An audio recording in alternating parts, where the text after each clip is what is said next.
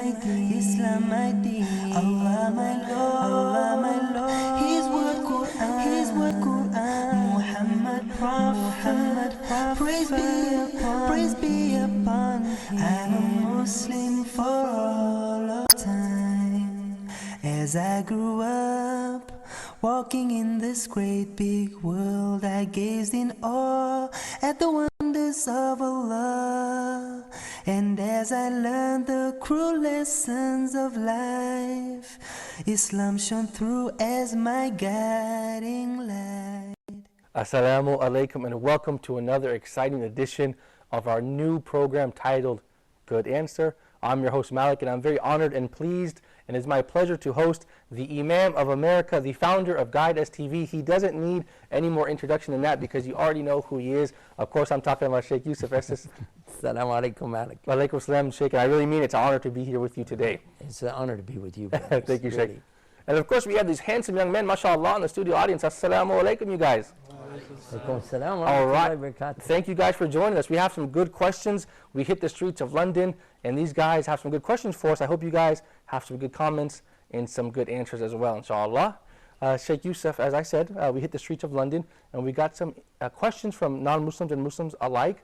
Let's check it out. They have some tough questions for you. Do you think you have the good answers? Well, it's fun, yeah. All right, you guys, let's check out this interview.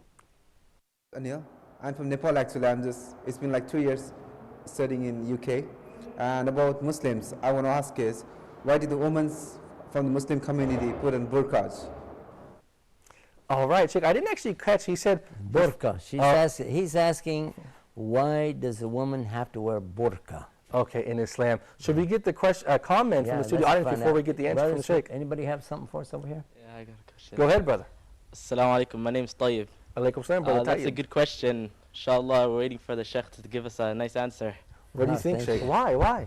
Well, first of all, what's burqa? Let's deal with that word burqa. Yeah, what does that mean? Yeah, actually, you find this in Afghanistan. You see the women, usually they wear a blue one, I don't know why, and it's covered all over, and they have like a fishnet in front of their face, something like this. And I've never actually seen a woman wear that. I've never seen it either, but I certainly hear about it a lot. In the clips that you see on YouTube, or if you see something on the news and so on from Afghanistan. But let's deal with hijab itself. Okay. What is hijab? Because that's the Arabic word. And abaya, the dress that they wear. Niqab, when they put the cover over their face. And I will tell you that in my own family, I have 3 variations of this. I have my wife. She likes to cover up pretty much everything except the hands, and portion of her face will show. All right? Then I have one of my daughters. She wants to cover up everything. She wants to cover her eyes, her hands, gloves, everything. And even if she's going to have her eyes there, she'll put sunglasses on. Okay. She likes it. What's the third variation? The third one, she wears regular, well, they say regular hijab. The sisters like to put a little color in the thing, and it's not just all black. And her hands will show, her face will show. And she's comfortable with that. Okay, and that's probably the most common type of hijab we see today. It is the most common. And in the case of the younger one who has her face show, she said that because of her breathing problem, she like me have a little breathing problem, she said she would kind of like to do like mom with the niqab part, but she has to be patient with this. So then we have other sisters. Many sisters come to Islam. They like to wear a little scarf on and just a long dress, something like this. And you see variations. And then you have some Muslim sisters, they don't cover their hair at all. Right. And they just wear normal clothes. And why do they wear what they wear? Because it is in their mind what's acceptable. Now, this is normal for a human being, by the way, to wear clothes that they feel are acceptable. Right, of course. It's acceptable in your community, acceptable in your home, acceptable into school that you go to. And your culture. Acceptable in your culture. That's what we're coming to. Okay. So it becomes culture versus what? Versus what Allah has said. Excellent point. Because Allah subhanahu wa ta'ala tests us in different phases and different things. One of them is our clothing and how we dress. For a man, let's talk about a man's dress, for instance. It is an obligation for every male Muslim to be covered at all times, from his waist to his knees. He mustn't show the navel or belly button. Right. Nor must he show any part of his knee. That's why you see the ones that play basketball, they have the real long shorts. They're not really shorts, they're longs. They have to cover that even when they're playing sports, right? Yeah, they do, yeah. And you find that like Hakeem Olajuwon and so many of the famous basketball players that are Muslims, right, they want to wear the longer version. They don't want anything to show their body. That's not permissible. And also, when we pray as men, it's important for us to cover our upper torso as well. And when I first came to Islam, I didn't know that. But yeah, in addition to this covering here, the aura, as it called, we also must cover the upper portion when we pray. Okay. Now, let's go to the ladies. Ladies also have the same rule. They have to cover the area from here to here. That's now in their home. Even in front of their littlest children, they mustn't show this area. They still have an outlet in front of the children. But a lady, she can expose her chest to her baby because she's giving it milk. Right. Hello? Yeah, of course, right. No, this is true. It is. And a lot of us never really thought about the concept. So it's the same up to the point that what? That now when she prays, though, she also, like the man, must cover herself up. But in the prayer, she has to also cover her hair. And she must cover everything except the hands, the face, in her prayer. Okay. This is very important. Excellent point. All right. Now, that's the kind of dress she assumes whenever there's a man around who's not supposed to see her. Right. A man who's not closely related should not be looking at her shape, not looking at her hair, not looking at her ankles or, you know, anything like this. So this begins to help you understand the interpretation now of the verses.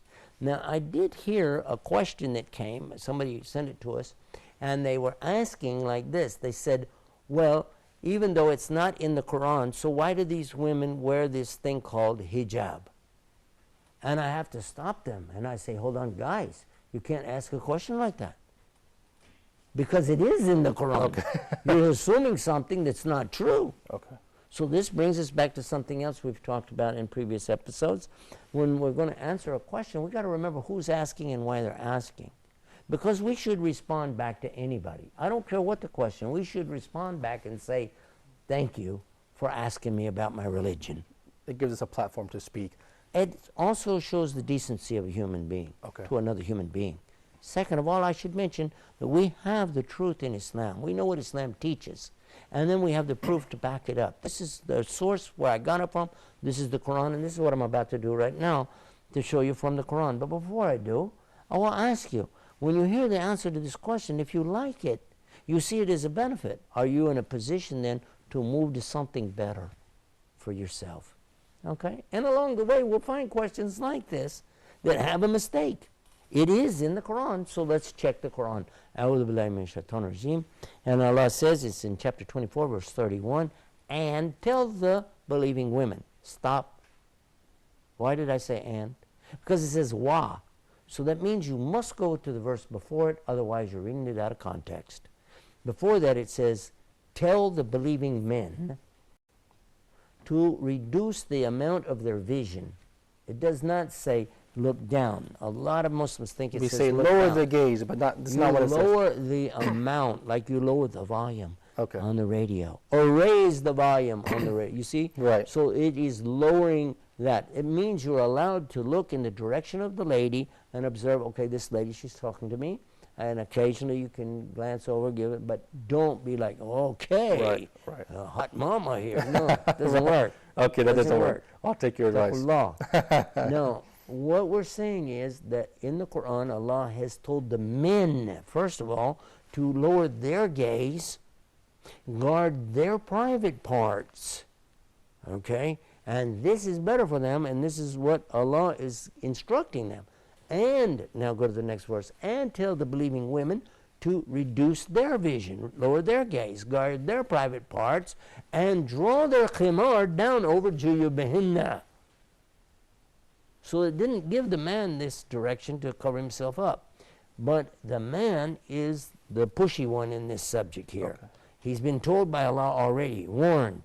But Allah already knows that men are given to breaking commandments, right or wrong. Right, right. So the lady is protecting herself here. She must lower her vision, reduce it down, don't be staring at the men. Also, guard her private parts, but here's a way to guard yourself against the advances of these guys who are not obeying the Quran, including those that are not even Muslim. Right. And including some who say it's not in the Quran and claim to be a Muslim, but it's clearly there. Now, let's look at what is khimar. Khimar is a very long scarf that women used to wear on the back of their head like a ponytail. Now, when the order came, it was to let it up, over, and down. That's why it says draw it down over Juyubihinna. Okay. And so some women thought it meant to just put a scarf around their neck and cover their chest, because this Juyubihinna, their chests, or their upper torso, the part of a woman where her breasts are. Okay. Literally, it's the meaning. Okay.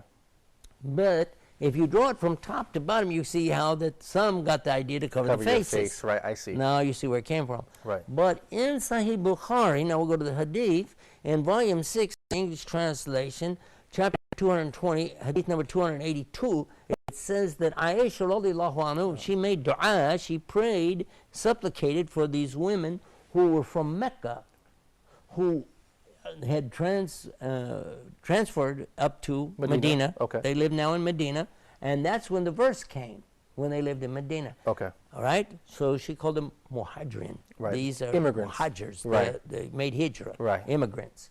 So for these immigrant women, when they heard this, they tore their aprons, murts. Right. They tore them To cover and themselves. covered their heads and faces. This is what it says. Okay. So she made dua for them. So a lot of people understood from that, okay, that's the right way. Okay. What is meaning that, look at the enthusiasm these ladies have, they're so committed. And it's known from another hadith of the Prophet ﷺ, the women of Mecca were much more committed and stronger. They're tougher, we'll say, Okay. in how they understand Islam. So they immediately covered themselves all up. Don't take any chance. Okay. And all of the wives of the Prophet So had to same. cover their faces. This is known. This is well known. Established. Okay. Now another verse in the Quran also tells the Prophet, Ya ayyuhan nabi, O my Prophet, Kul azwajika, your wives, wa banatika, and your daughters, and the believing women, that when they go out to draw their abaya all over, their hijab, all over their bodies completely when they go out, to be recognized as what? Believing women. Right.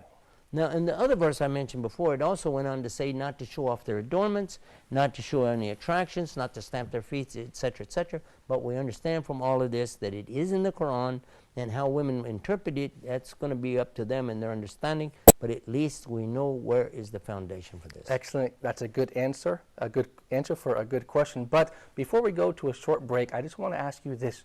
The gentleman the gentleman asked us, he said, why do they have to? So do you see in the question, they have the mentality in the Western countries. A force. Of force. So can we talk about that in the next segment, inshallah? When we come back. All right, you guys, that means you have to stay tuned to our program. Don't go anywhere. We'll be right back with Sheikh Yusuf Estes. I am a Muslim, Islam my deen, Allah my Lord, His word Quran, Muhammad Prophet, praise be upon.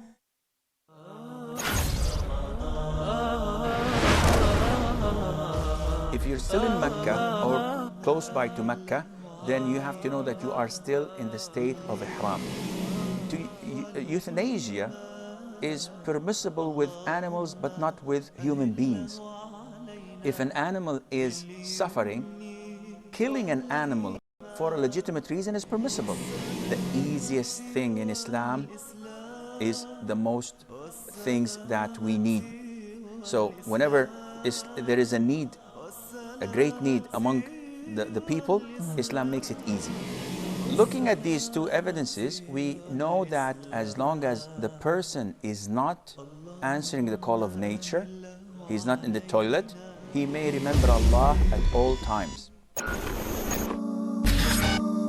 Allah is my heart's speech, your mercy is what I beseech, keep in my heart your... I am a Muslim, Islam my deen, Allah my Lord, His word Quran, Muhammad Prophet, praise be upon.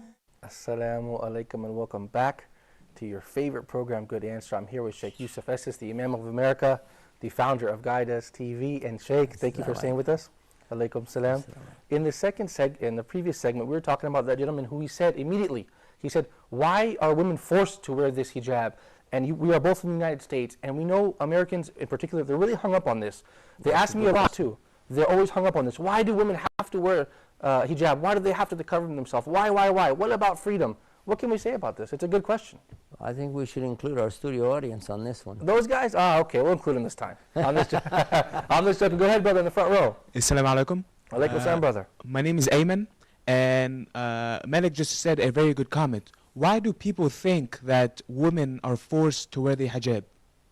Thank you, brother Ayman. What do you think, Sheikh? Do you have a good answer? Why do people think whatever they think? Well, there's a lot of reasons people think what they think. Yeah, right. A lot of it's going to be from the media. A lot of it's going to be also from things they might see on YouTube or Facebook.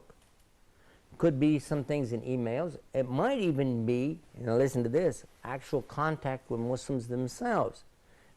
For instance, where are you from? What area of the United States? North Carolina. North Carolina, all right. In North Carolina, probably you're from Raleigh or Charlotte? Charlotte, yes. Charlotte, okay. In that area, you don't have a lot of Muslims, but you have some. And you might see some wearing the hijab, like typical Muslim anywhere going down the street. And it should come in our minds, and it would, somebody must be pushing this lady to do that. Here in North Carolina, the capital of Redneck City, come on, give me a break. Why is this lady doing this? They must have a gun at her head or something. Poor lady, her husband's probably a mean guy, beating her up. Well, actually, that happened to me. When I was just thinking about Islam in the early days, I saw a lady come in the mall where we had a store, and she was wearing this cover. A face cover as well? No, just the hijab. Okay. And I felt like, oh, you poor soul. Somebody should liberate this lady, let her be free. This looks so oppressed. Right. Oh, I felt so sorry for her. Right. Now I'm living with ladies who I'm telling them, you guys are tough on yourself. Islam is not saying all of this. They said, look, we want to wear the way we want to wear. Okay. But from my humble opinion, which is not worth much, I would say that it's clear, no doubt, women should cover, no doubt. Muslim women, they should cover themselves, cover their hair, yes. But as far as the covering the hands and the face, I think that depends on their circumstance, where they are, what is the culture of the area, what is accepted by the people there, and then their own families. Okay. And then their own feelings too should come into play. Do you like to do that? You don't like to do it? God, don't kill yourself.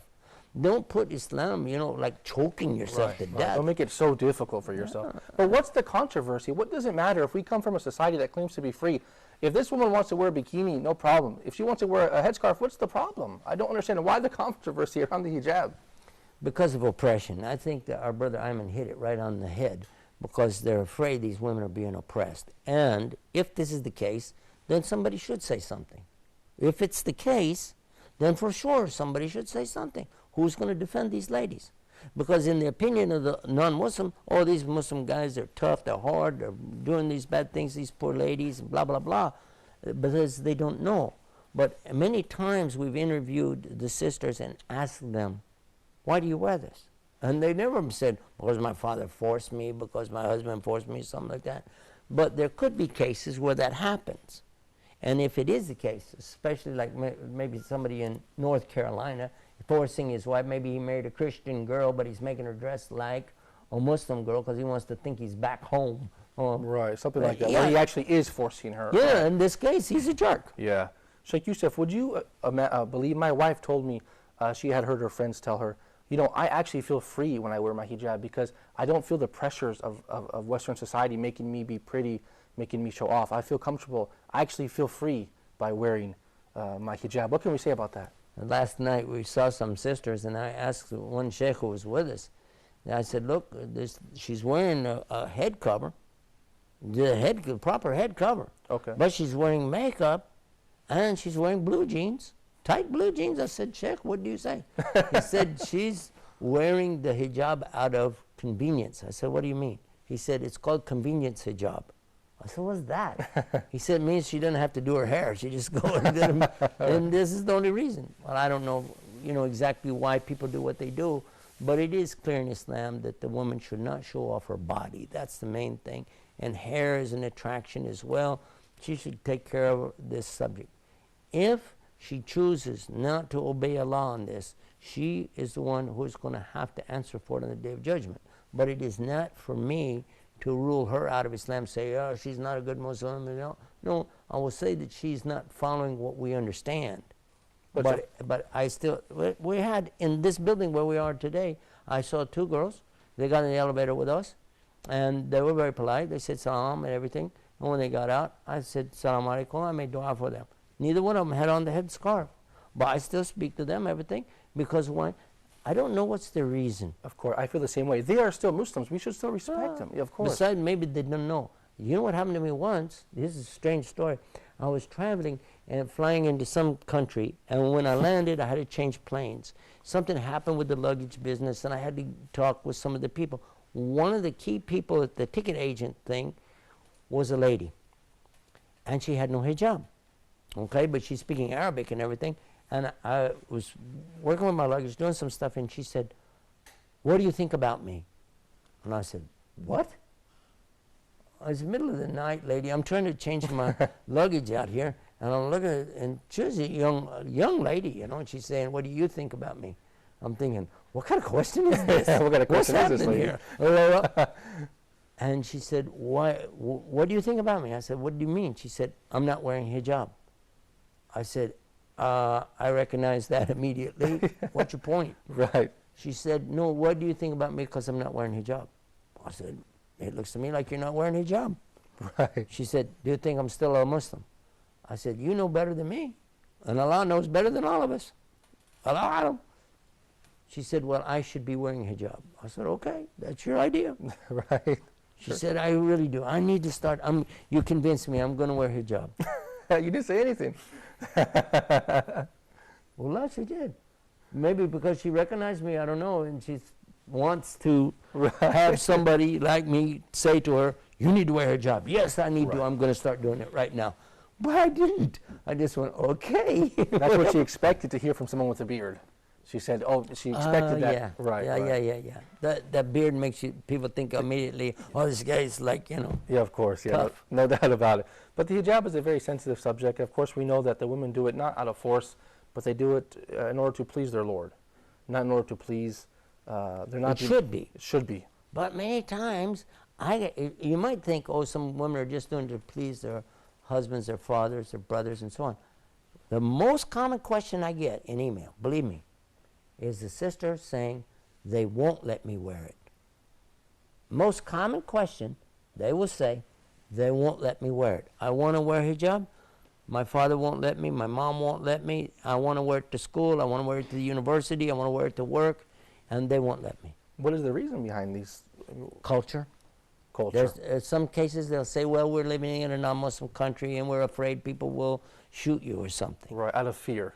Yeah. Of course, yeah. And they may be justified, but I feel like if a woman wants to wear the hijab and she's wearing it for Allah, Allah will protect her. And if they do something to her like that, then Allah will be the one to give her the highest reward. SubhanAllah. That is an idea I have.